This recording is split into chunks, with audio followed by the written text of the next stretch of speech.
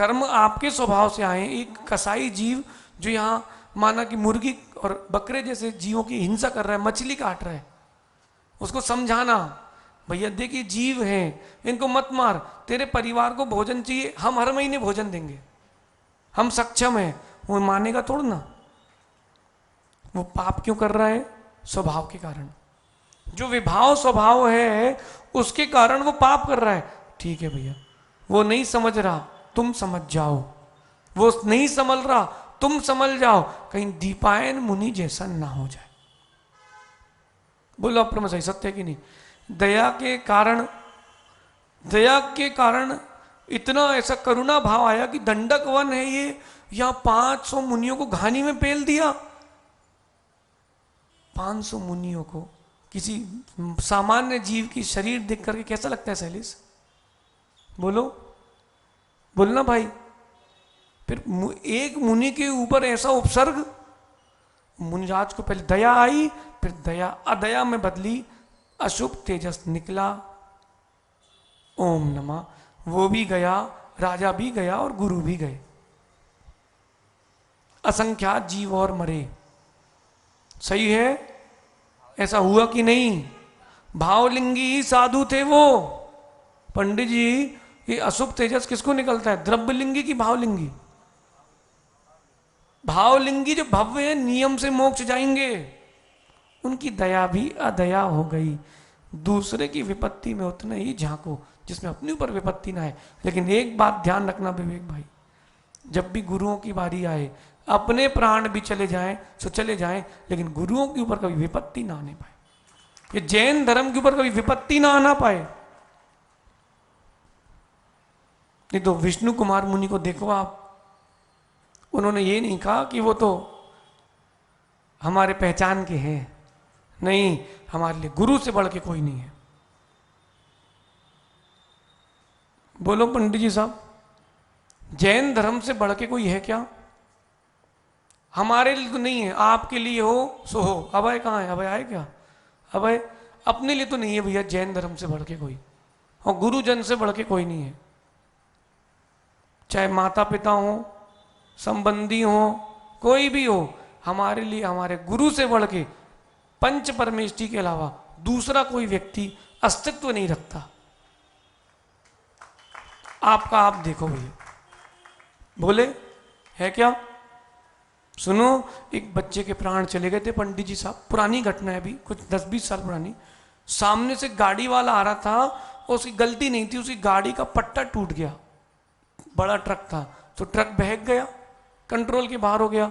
उसने देखा सामने से ट्रक बहक गया, उसने महाराज जी को मारा धक्का, सो महाराज जी गिरे खेत में और ट्रक उसके ऊपर से निकल गया।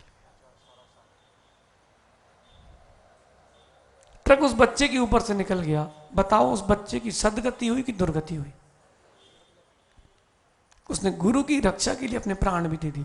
उसके पास इतना समय नहीं था कि वो भी कूद जाए, उसने धक्का भी मारा है, लेकिन उसको निर्जरा ही मिलेगी।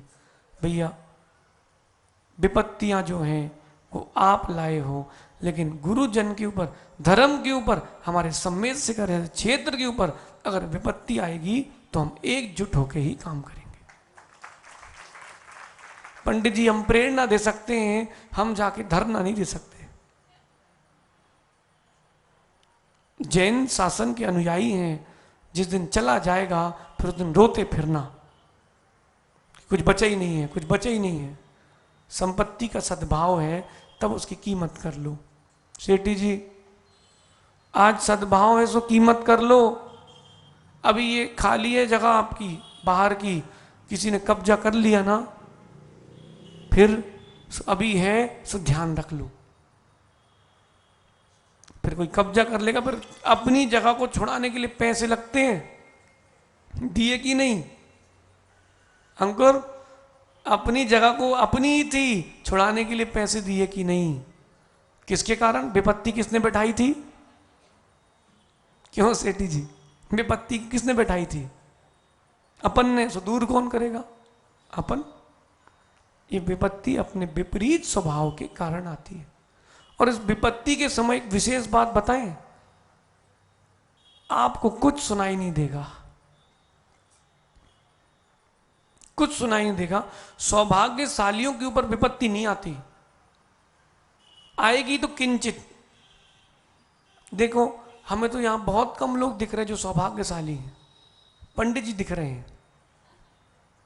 अरे पढ़ाते हैं इसलिए नहीं, आगम में लिखा है जो व्यक्ति खाली माता रखता है, जो मां खाली मांग रखती है, ये सब अभागों का चिन्ह है। किसका? अभागे लोग हैं। इसलिए कभी भी दिन हो या रात 24 घंटे तिलक लगा के ही रखना चाहिए। क्या रखना चाहिए?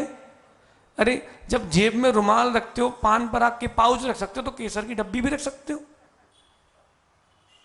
जेब में गाड़ी की चाबी रखते हो, पर्स रखते कि नहीं?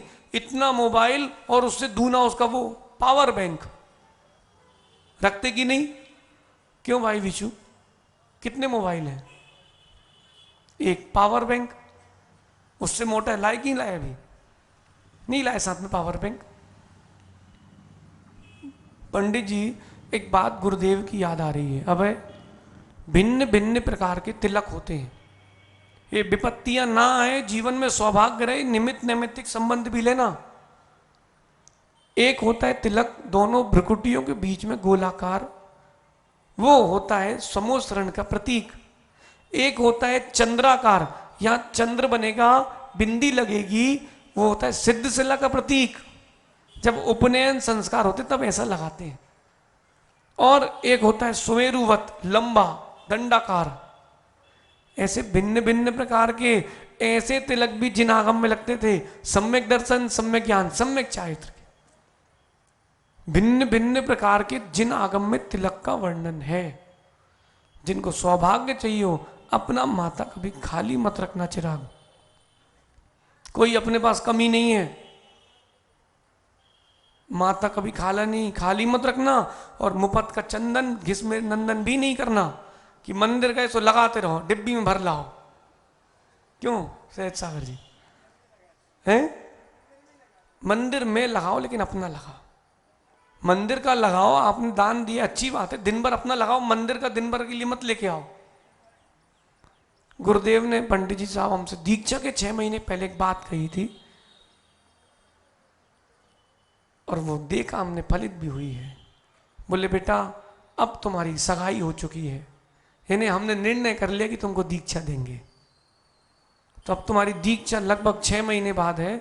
आज से तुम लोगों का माता खाली नहीं होना चाहिए। कभी देखा आपने गुरुओं को तिलक करते हुए शिष्यों का केसर चंदन से? नहीं देखा। जब दीक्षा होती तो गुरुदेव सब करते हैं, नहीं करते क्या? सब करते हैं। पंडित जी साहब, वो दिन का दिन था कि दीक्षा के कपड़े उतरने तक का समय था। हम सातों भाइयों का माता कभी खाली नहीं गया। सोएंगे तो एक जन तिलक लगा के सुलाएगा, जंगल गए मुंह धो लिया तो वहीं बाजू में रखा मिलेगा घिसा हुआ केसर, सबका अलग अलग स्थान। और बढ़िया केसर लगा के रखो। बोलो राकेश भैया, माता कभी खाली मत रखना। जब तुम ही अपना सौभाग्य हटा चुके हो, सो कर्म क्या तुमको सौभाग्य देगा? इसलिए तिलक होना ही चाहिए। और कोई बोले केसर मत लगाओ, उसमें तेजाब होती है। भैया जब संस्कार करते भगवान का तो वही केसर से कर देते हो। जब बढ़िया तुमको रसमलाई में केसर चाहिए तो उसी केसर को ले लेते हो। और दूसरे ने बोला तिलक लगाओ, सो बोले जहर है। अरे अज्ञानी मत बनो, सोच समझ के बोलो, गद्दी है जिनवाणी की। पंडित जी, वो केसर माथे में लगी रहना चाहिए, ये आपके सौभाग्य की संपत्ति है। क्या हो गया आजाद जी? ऊपर की बिल्डिंग कहां खाली है? अरे आप समझे नहीं हो, ये तिलक लगा है, ये कह रहे हैं ध्यान से देखो, जिनवाणी ऊपर रखी है। अरे जो टकले हो गए तो बहुत अच्छे हैं, उनका तो बहुत लंबा बनेगा। स्वतंत्र भाई, क्या टेंशन रखना? कोई टेंशन है? माता खाली मत रखना। केसर की डब्बी आती ना, पिसी हुई केसर की, इतनी सी है आती ना, पिसी पिसाई, जैसे वो बाबा इलायची रखते ना, दाने दाने में गोबर का दम, क्या बोलते हैं, काय का दम रहता है वो? अच्छा केसर का, सॉरी। काय की केसर, 5 रुपए में तुमको दे रहा है केसर। वो क्या बोलते हैं, ऊंचे लोग नीची पसंद, अरे नीचे लोग नीची पसंद। अब वो केसर लो, हल्की सी लो, 1 बूंद पानी डालो, बनी अपने माथे में तिलक लगाओ, जेब में डब्बी, बाहर खत्म। और कोई बुद्धिमान हो तो 2-4 को और लगा दो, तुम्हारा कुछ चला नहीं जाएगा। दोगे सो लौट के भी आएगा, और नहीं दोगे तो वहीं सड़ जाएगा। आया समझ में? ये सौभाग्य है। अब है तिलक लगाना सौभाग्य है। जो तिलक नहीं लगाए समझ लो उसको अपने भाग्य की कोई चिंता नहीं है। पंडित जी साहब, आचार्य जी ने एक बात कही थी, बेटा तिलक लगा के रखोगे रत्नत्रय का भी तिलक मिलेगा और 3 लोक में तुमको जय जयकार मिलेगी। अपन को तो दिख रहा है, अपन को तो मिल रहा है, आपका आप जानो। याद है अपर में सागर एक घिसने वाली, उस समय पीसी नहीं आती थी, तो एक हम लोग के कमरे में, एक जंगल के बाहर आले में जहाँ कपड़े धोते थे, एक वहाँ पर, तो देखते थे एक दूसरे को। कोई जंगल गया, जैसे ही आया तिलक लगाया, वापस बैठ गया अपना पढ़ने। क्यों? अरे तू उसका सौभाग्य जगाएगा तो कभी तेरा भी सौभाग्य जग जाएगा। और क्या भेदभाव करना भाई भाई में, क्यों अपन में सारे। हमने तो कभी नहीं सोचा कि आप गुरु भाई हो, हमने तो यही सोचा है अपन सब सहोदर हैं, एक साथ हैं। पंडित जी हम फिर से कहते हैं, किसी की नजर लगे सो लग जाए, हम उतार लेंगे। ऐसे गुरुदेव और ऐसे गुरु भाई मिलना पूर्व का तीव्र पुण्य का उदय। आपकी आप जानो, हम तो बहुत आनंद में हैं। जो अपनों के लिए कुछ भी कर जाए वो ही अपना है, बाकी सब पराए हैं। समय हो गया भैया, अब चर्चा कल कर लेंगे। देखो विपत्ति आ गई, हमारे लिए तो आ गई ना। आहार का विकल्प भी समाप्त हो जाए तो बड़ा आनंद है। 1 घंटा और अपना, 2 घंटा, अभी 10 बजे ना, 12 बजे तक ईर्यावत भक्ति, फिर 2 घंटे पूरे जाएंगे, फिर सुबह निकालने जाओ 1 घंटा, वो 3 घंटे हो गए, फिर शाम को और जाओ छोड़ने आधा घंटे, और ये 3.5-4 घंटे बर्बाद होते हैं। भगवान, आहार बंद हो जाए, निहार बंद हो जाए, निज में बिहार प्रारंभ हो जाए। सत्य बता रहे हैं, जब नई नई दीक्षा होती ना, तब लगता है आज बढ़िया ये खाएंगे, आज ऐसा आज वैसा। और फिर जब जैसे जैसे समय बढ़ता है, अरे फिर जाओ आहार करने से ऐसा। अगर जी चलोगे, आज चलोगे? नहीं चलोगे? नहीं, आज छुट्टी। भैया पुण्य आत्मा हो, आपका क्षोभसम अच्छा है, कम से कम 5 दिन में, 7 दिन में, 1 दिन सही स्वाधीन तो रह लेते हो। अपना अपना शरीर है पंडित जी, क्या कर सकते हैं। ये विपत्ति कौन लाया? अब बोलो बोलो महाराज जी, आप ये मत बोलो कि जंगल में घंटे बर्बाद होते हैं। सो लिया किसने? आपने। सो जाओ भी। और क्या, जो जो विपत्ति है वो लाया कौन है? आप लाए ना, तो झेलेगा कौन? घोड़ी में बैठ के विपत्ति लाया कौन है? बोलो। हाँ, तो झेलेगा कौन? तो हमसे क्यों बोलते हो फिर कि महाराज जी वो ऐसी है और ये ऐसे हैं? सो लाया कौन? समाधान अगर होता हमारे पास तो कर नहीं लेते। कुछ कुछ समस्याओं का कोई समाधान नहीं है पंडित जी साहब। कुछ लोग कहते हैं हम असंभव को भी संभव कर लेंगे। कर, तू अभव्य को भव्य कर। मनुष्य की 2 नाक बना के दिखाओ, एक आगे एक पीछे। अच्छा, पीछे आगे छोड़ो, इसको पीछे शिफ्ट कर देते हैं तो बहेगी तो पीछे। एक नामकरण में बदल नहीं पाओगे। हम एक दिन सोच रहे थे पंडित साहब, ये नाक अगर पीछे हो जाए सो अच्छा, किसी को बदबू आए तो कॉलर ऐसे कर लो हैं। ये कह रहे चश्मा कहाँ टंगेगा, वो एक और समस्या, फिर यहां से रस्सी लाना पड़ेगी। समझो आप, इस समस्या की इंद्रियां कौन लेके आया है? अपन ने इंद्रिया वर्ण कर्म क्षोभसम बांधा है, तो झेलेगा कौन? नरक आयु की बांधी किसने? स्वयं ने। झेलेगा कौन? इसलिए विकल्प नहीं करो। जितनी विपत्ति आ रही है लाया कौन है? सो झेलेगा कौन? अब वो झेलें कैसे, इसको कल बता देंगे भैया, अब आज समय हो गया।